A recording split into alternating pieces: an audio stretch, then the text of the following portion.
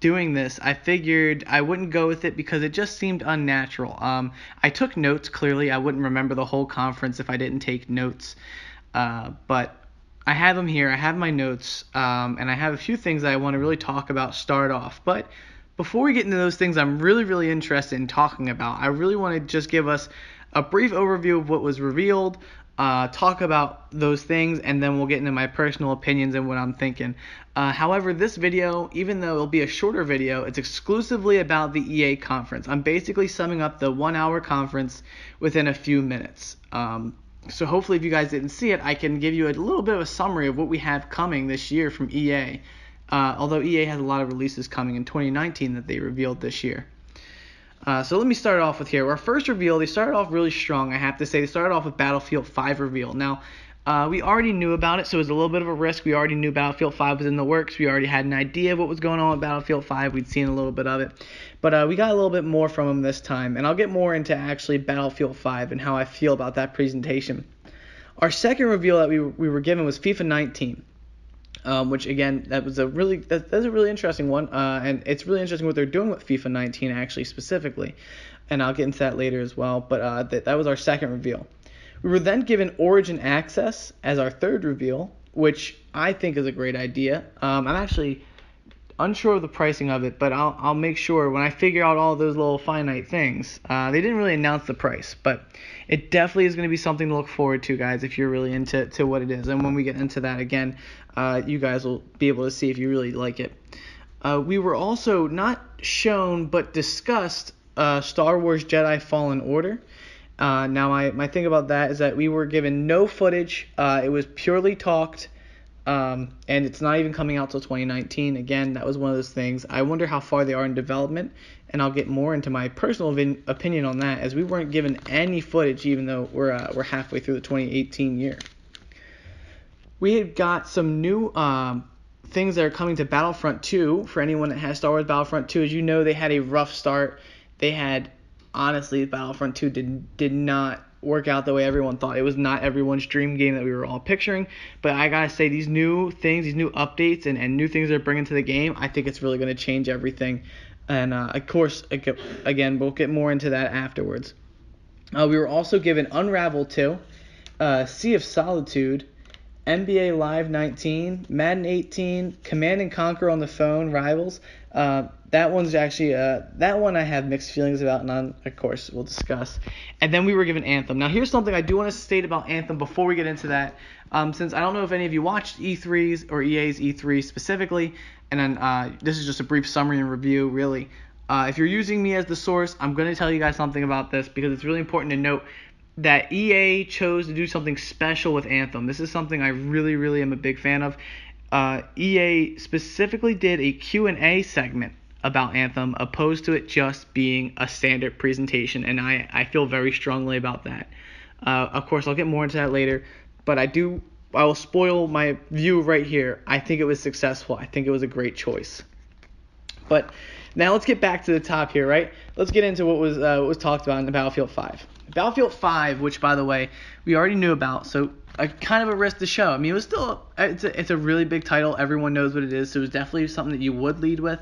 I just feel like you would lead with it if no one knew about it. We're given, again, a destructible environment, which is amazing. I always liked that about Battlefield. That's what made it kind of its own thing. I was never too great at Battlefield, but it made it fun. So when I did play it with friends, I had a great time breaking down walls.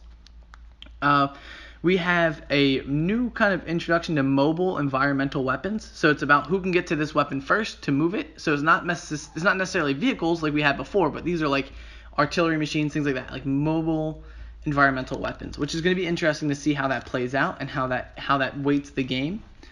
But we're also going to be given character, weapon, and vehicle customization options. Now, these options are both going to be cosmetic and able to upgrade your character to play the way you like. Here's the fun part about that, and there's a reason I put this last. There will be no loot boxes and no premium pass for Battlefield 5. Now, I know anyone watching this is probably clapping right now, like, oh my goodness, no premium pass, no loot boxes is amazing.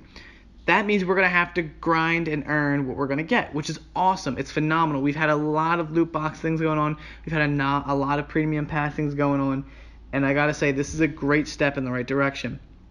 EA, as you know, had a very big issue with loot boxes and premium pass in the 2017 year. I feel like loot boxes took over 2017, so it's really interesting to see that we're steering away from it.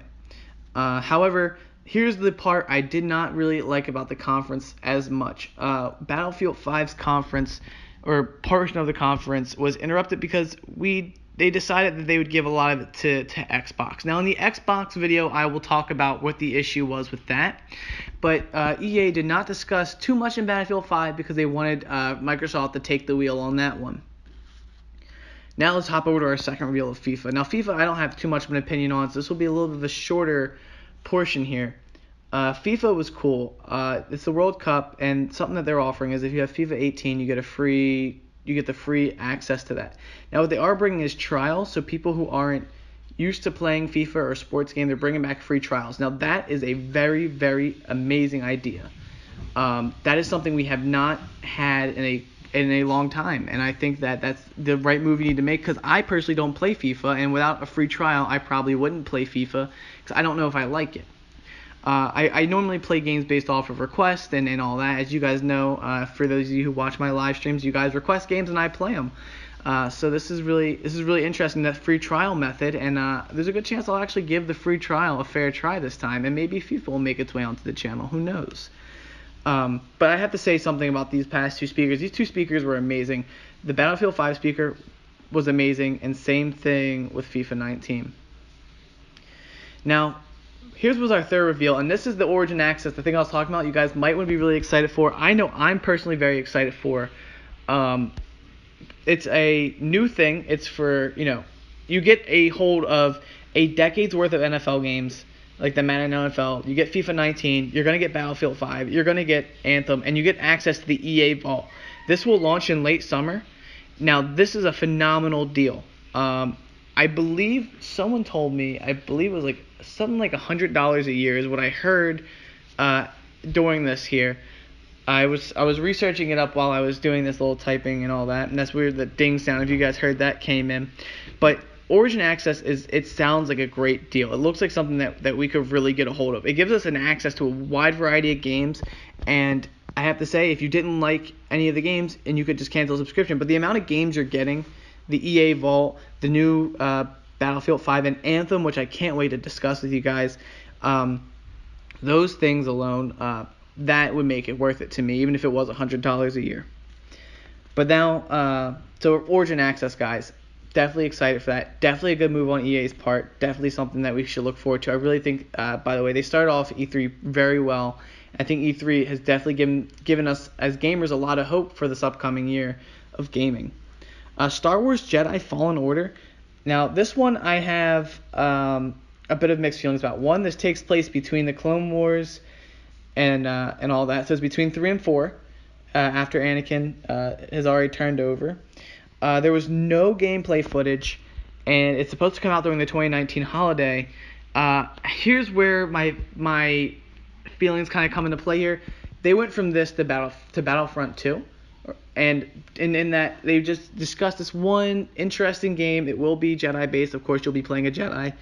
And without any visuals, they just kind of threw us in the Battlefront 2, which was, I guess that's fine. But I have to say, I would have loved to have seen that game, and I don't know how far in development they are, and I hope they're pretty far, because I know 2019 holiday seems very far away, but when it comes to development and creation, it's really not that far. It's really just a stone's throw away.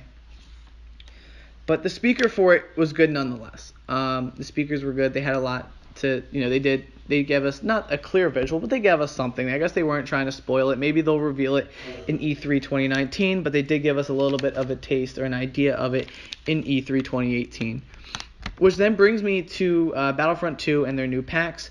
We're going to be getting a few things. We're going to get a new extraction mode in Battlefront 2, which is going to be very, very fun. We're getting a new squad system so we can kind of group up with friends a little bit easier.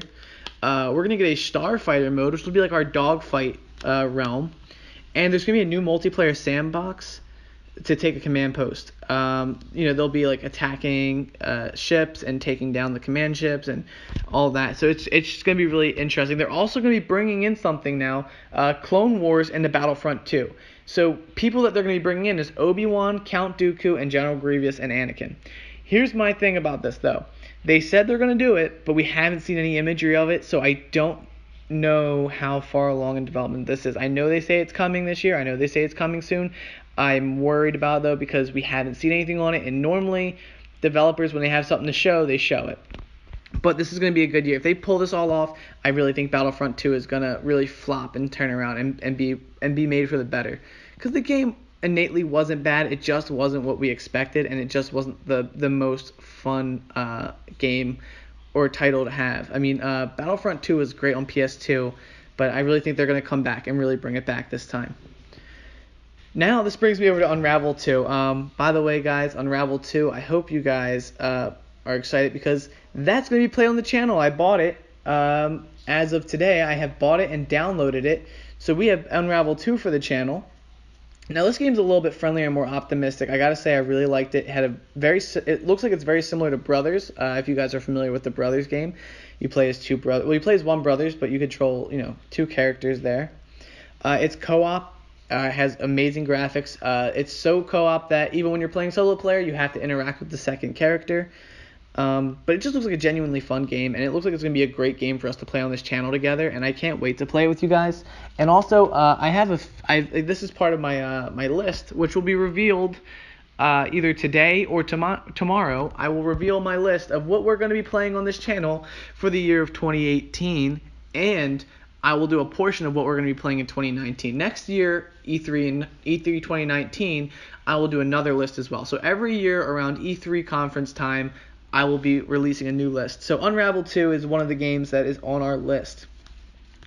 But now, Unravel 2 is followed up by something that kind of contrasts it. We were followed up with Sea of Solitude, which is a dark, gloomy, kind of emotionally filled world. It's about a girl that turns into a monster, and she's trying to become human, and it's got a nice artsy style. Now, here's the interesting thing about it, is the game looks like, on the face level, it looks like it's going to be very fun. But the way that they designed it was that it'll be fun for everyone, but if you're looking for a deeper meaning, you can totally find it if you were to look for it. And I have to say, it's really interesting. The concept that behind it was that when people are alone, that's when they kind of really go through the darkest periods of their life. And I have to say, it's really interesting, and I really like the art style on it. And I really hope to bring that to the channel. I'm not going to spoil too much else because I'm only spoiling Unravel 2 because presumably by the time this video is up, we've already played a portion of Unravel 2, and you guys already know that we're playing it. But this also brings me over to NBALive 19. There was no speaker for that one. We were just shown a little bit of footage, and it was interesting, but I gotta say there wasn't really much about it. So I guess maybe there's no new innovation to it besides maybe new players and things of that nature. But we weren't really given much on that. Then we go over to Madden 18. Now, here's the thing. The presentation was okay. I wasn't a big fan of it. I really probably would have preferred not to have had a speaker on that one as well. Because while the speakers, they were good, it just seemed, I don't know. It didn't seem too interesting. The presentation itself didn't hold my attention, but the graphics were amazing. And again, it didn't seem like there was too much being brought on this one as well, but these games are being brought to PC as well. Madden games will be on PC, and all sports games, which is via Origin Access, which will be awesome. Now here's the thing: Command & Conquer Rivals. Now this one's interesting. I am not the biggest phone game person, as you guys probably realize. I play a lot of other games. I will play phone games. I have a few of them, but I'm not a big phone game person. I spend a lot of my time working on writing things down for us and all that. So I don't spend a lot of time on my phone games. Command & Conquer looks like it could be really fun. Here's the thing. The speakers were amazing, but the presentation was off. We watched a full game of Command & Conquer, and it was probably about 20 minutes of the game, and it probably to me felt like an hour because it's one of those slow build attack games, which can be fun when playing, but when watching, not as fun. I didn't have as much of a good time watching, I can say that. The Androids can play pre-beta on the 9th of June, which has already passed, and it's coming to iOS soon. The presentation really could have been improved if we would have just seen the ending gameplay and maybe not the setup, or if we would have just seen there was a little clip, there's videos going through. If we would have seen that, I I really feel like that could have been it. I really could have gone without seeing the whole length of 20 minutes of gameplay on this. Now, guys, for the one I've been really waiting for, the one thing I'm really excited about, we have our Anthem. Anthem has amazing graphics. It is made by BioWare, which is a gaming company that is so innovative and amazing, and I'm really excited to see this. The Q&A style really worked. We were given a lot of great questions and a lot of great answers. The environments were amazing. It's a shared world, meaning that we're all going to experience the same things, same rain, same thunder, and all of it. But you get to experience the choices alone. So you're going to play a lot of multiplayer missions, but when it's time to make a choice at base, you're all on your own. So your choices won't be muted by multiplayer decisions as well.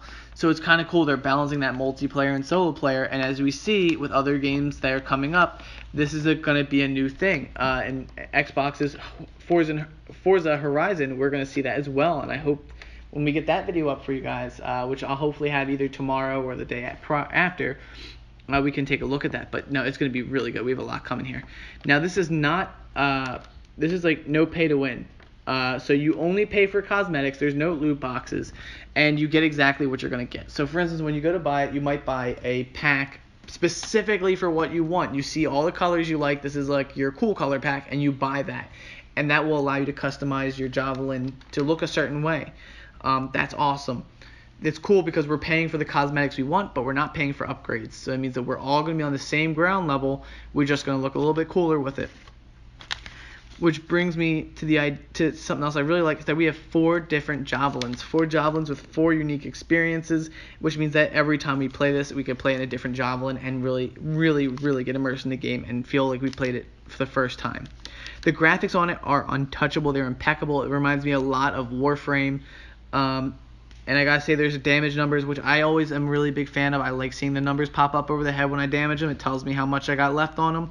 The fluid movement, beautiful, and it just feels so immersive. And it's a third-person shooter, which I really dig. I really am a big fan of third-person shooters as well as first-persons, but third-person shooters are really interesting. And I feel like the way they execute this with camera angles, I think it's going to be wonderful. I think it's going to be a really big game. So, guys, that will be our EA E3 review for right now. I hope you guys enjoyed it. I'm sorry that we went over 15 minutes, but this is why I couldn't do Xbox and EA together. But no, I really am excited. I think EA is really going to have a really big comeback this year. I think they have a lot of strong things coming here. Sadly, they didn't bring a bunch of titles, but you know what? They brought some pretty decent titles, and I think that's all you can really ask for in this situation. And let's see how it plays out. And hopefully, I have a few games I want to put on the list, and there's some in there, and I'm pretty sure you guys can figure out which ones. But if you guys have any conflicting opinions, if you're like, you know what, no, I don't think Anthem looks good, I don't like how they did the presentation, let me know. But hopefully this gives you an idea in about 20 minutes of 20 minutes of that hour, So hopefully I give you guys all that I could give you. I told you guys as much as we were able to figure out from the EA conference, and there'll be more on the Xbox or Microsoft conference for you guys as well. So thank you guys for stopping by the video. If you guys like this video, let me know in the comments below. If you don't like it, let me know below as well. We can do different content as well. I just want to bring some things that kind of really make our channel a little bit more diverse and appeal to a lot more people. Who knows? Maybe people don't like live streams, but maybe they'll like review videos. But that's all, guys. Peace. Thank you so much.